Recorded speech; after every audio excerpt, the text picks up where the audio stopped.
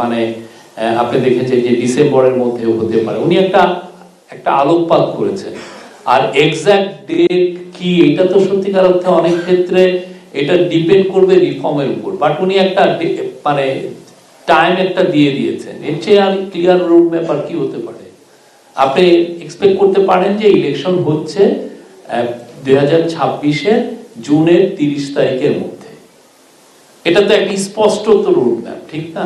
আমরা কোনো কিছু রুল আউট করছি না, সামনে আমরা দেখছি আমরা কতটুকু কি, মানে আমরা এই জন্যই পার্ট বাই পার্ট কাজ করছি, যাতে আমরা যে সমস্ত জায়গায় ইন্টারভেন করলে আমরা খুব দ্রুত রেজাল্ট পেতে পারি এবং আমাদের একটা কোয়ালিটেটিভ চেঞ্জ আসতে পারে, সেই জায়গাগুলো আমরা বেশি ফোকাস করছি। তো ভবিষ্যতে আমাদের প্ল্যান, মানে আমরা শিক্ষা কমিশন করব কি করব না, এটা মানে শিক্ষা অ্যাডভাইজার ওনারা এটা ডিসিশন নেবেন। এটা একটা বিজয় দিবসের প্রোগ্রাম ছিল, তো এটা এখানে এড়ানোর তো কিছু নাই। উনি ওখানে ছিল, আপনি জানেন যে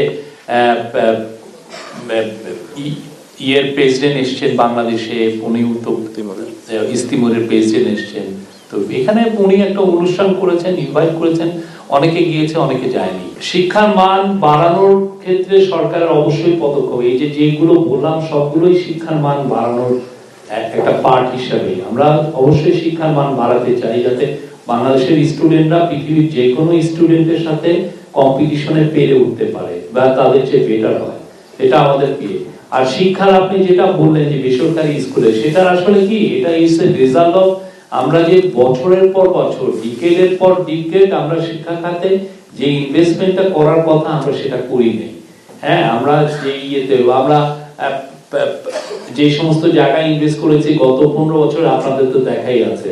আমরা কর্ণফুলী রিভারের নিচে কোনোদিন টানেলের দরকার ছিল না, সেখানে আমি তো 12,000 কোটি টাকা খরচ করে ফেলেছি, 450 কোটি টাকা দিয়ে করেছি।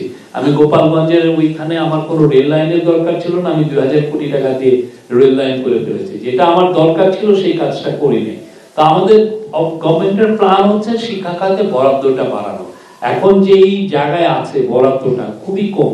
আপনি যদি গ্লোবালি এটার মাপ হচ্ছে যে আপনি জিডিপির কত পার্সেন্ট আপনি শিক্ষা খাতে ব্যয় করেন, আপনি দেখবেন যে বাংলাদেশ পৃথিবীর ওয়ান অফ দ্য লোয়েস্ট, খুবই কম। মানে আমার বাজেট হচ্ছে 70 বিলিয়ন ডলার, তার আমি আসলে কতটুকু আমি আসলে শিক্ষা খাতে ব্যয় করছি, সেই জিনিসটা তো এত বছর ধরে এটা হয় না। এবং আমরা এটা নিয়ে খুব বেশি লেখালেখি করি নেই, সিভিল সোসাইটির থেকে অনেক বেশি যে আওয়াজ আসার কথা ছিল সেটা আওয়াজও আসেনি। তো আমরা এটা এই পুরো জিনিসটা ইন্টারিম গভর্নমেন্ট দেখছে, এবং এই জন্য আপনি দেখেন প্রফেসর ওয়াহিদুদ্দিন মাহমুদ, বাংলাদেশের উনি খুবই বড় অর্থনীতিবিদ, বড় শিক্ষাবিদ, ইউনিভার্সিটি অফ ক্যামব্রিজে উনি পড়ে এসেছেন।